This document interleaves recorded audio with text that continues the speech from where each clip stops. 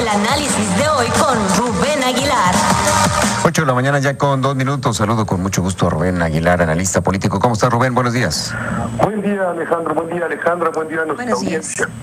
Pues hoy quisiera hablar de dos temas que están en la palestra. Sí. Que por un lado, pues es el nombramiento del nuevo presidente del PRI, un hombre joven de 43 años, que estaba en la Comisión Federal de Electricidad, con muy buena preparación académica, tiene un doctorado en Columbia, 2 maestrías, 2 licenciaturas.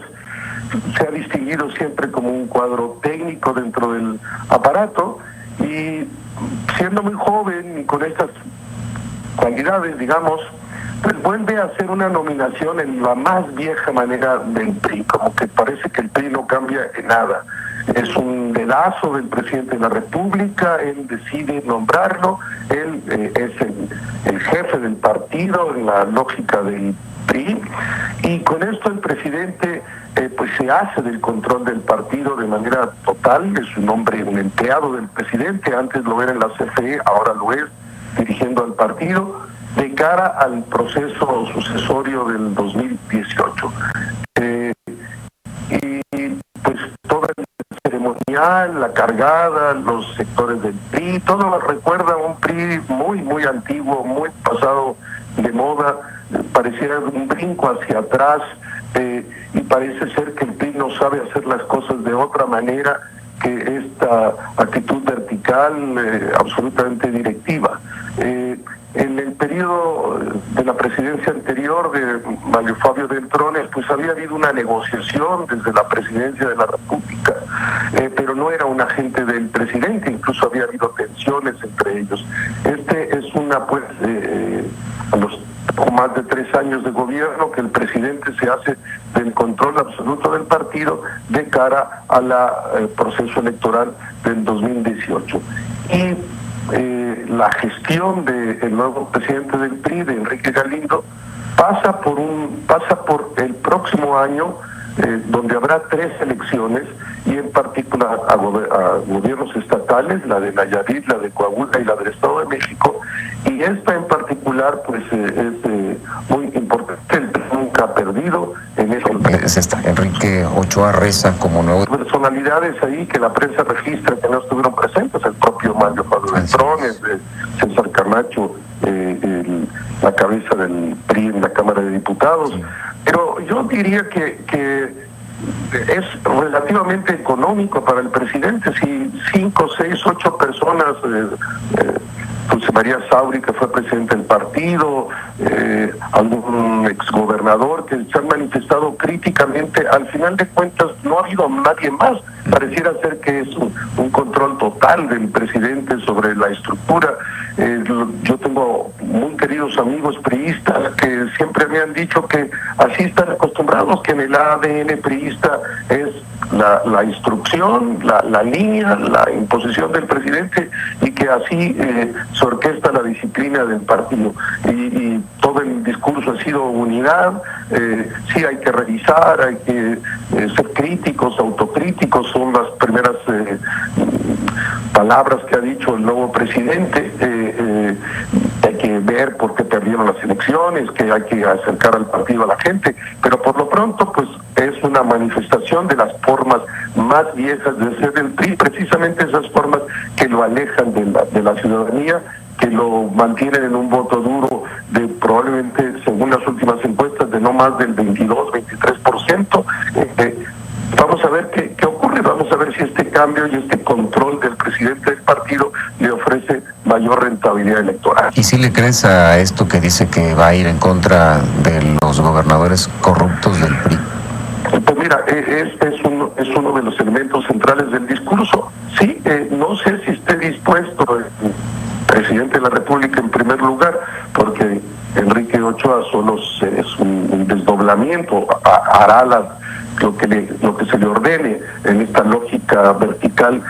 Si el presidente de la República cree que ha llegado el momento de sacrificar a algunos de sus personajes, miembros del partido, de cara a dar la imagen de que el partido está en la lucha contra la corrupción, sé, porque se ha comentado de una reunión poco después del 5 de junio que el presidente tuvo con el gabinete y donde fue muy insistente en la necesidad de que había que luchar contra la corrupción, que era el gran reclamo social y que pedía que se hiciera un esfuerzo.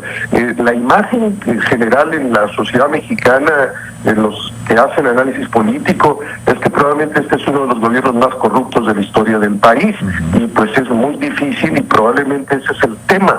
La demanda mayor de las sociedades, no a la corrupción. No pareciera que el PRI es un particular baluarte de esta demanda ciudadana.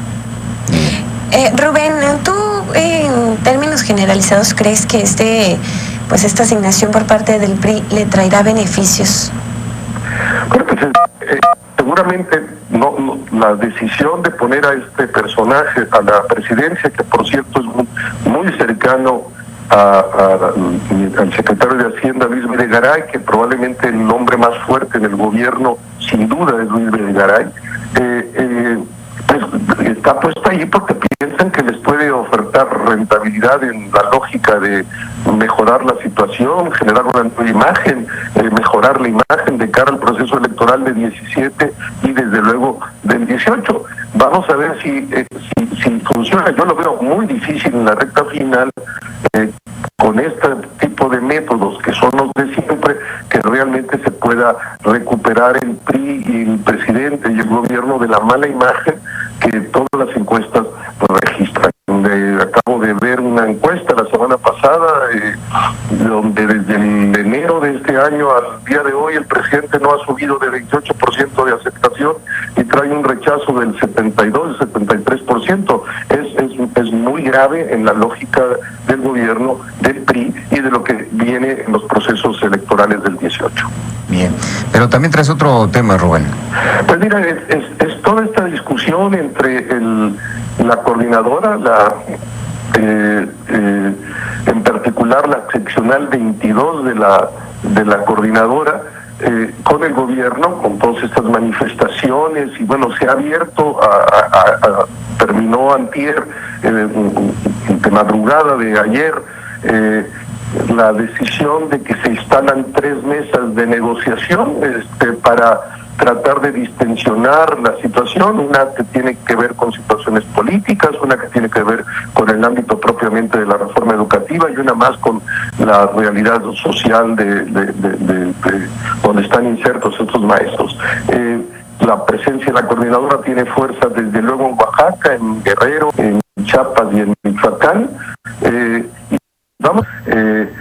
La decisión de que se instalan 3 mesas de negociación para tratar de distensionar la situación, una que tiene que ver con situaciones políticas, una que tiene que ver con el ámbito propiamente de la reforma educativa y una más con la realidad social de donde están insertos estos maestros.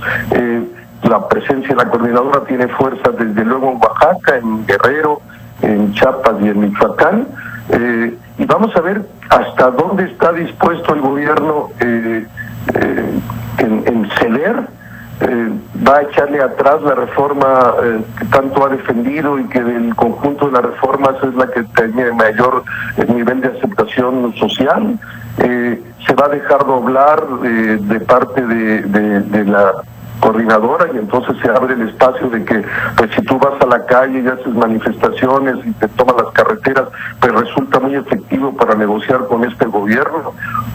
También es cierto que hay un problema social enorme, en particular en Oaxaca, que no puedes ignorar. Está esta presencia que tiene 25 o 30 años a partir de un gobernador priista que abrió el espacio de ceder a este sindicato, Eladio Ramírez, que comienza en este empoderamiento de la coordinadora. Es un tema no menor en la discusión de la agenda nacional. Los daños a la economía han sido brutales con estas intervenciones en las carreteras, en las calles, en centros comerciales, en aeropuertos. ¿Cuál va a ser la real salida? No puede uno ignorar tampoco que realidades como las de Chiapas o las de Oaxaca poco tienen que ver con realidades como las de Chihuahua, las de Nuevo León, en general el norte de México, donde los niveles de escolaridad son muy altos, donde no hay este nivel de atraso del sector del magisterio, que sí lo hay en realidades tan pobres como las de Chiapas y Oaxaca y Guerrero. Hay necesidad entonces realmente de hacer una reinterpretación de la reforma ahí.